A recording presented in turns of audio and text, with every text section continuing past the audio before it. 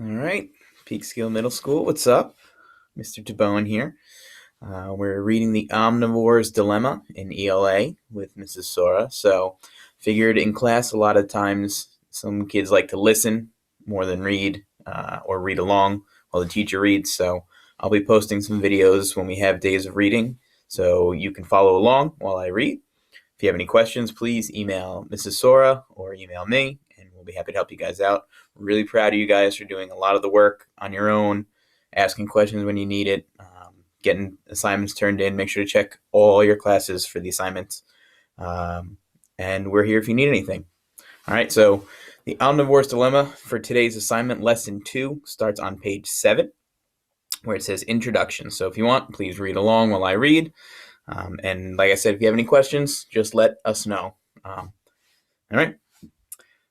Before I began working on this book, I never gave much thought to where my food came from. I didn't spend much time worrying about what I should and shouldn't eat. Food came from the supermarket, and as long as it tasted good, I ate it.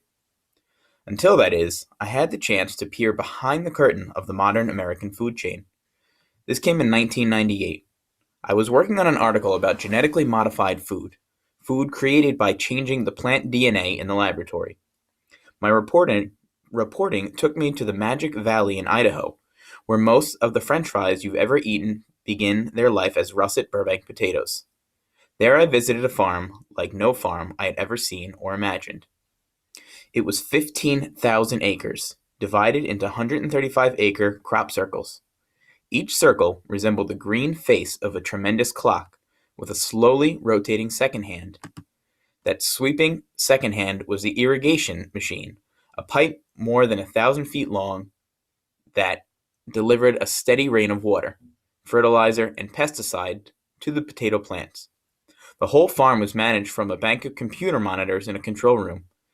Sitting in that room, the farmer could, at the flick of a switch, douse his crops with water or whatever chemical he thought they needed.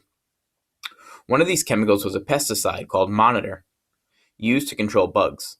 The chemical is so toxic to the nervous system that no one is allowed in the field for 5 days after it is sprayed.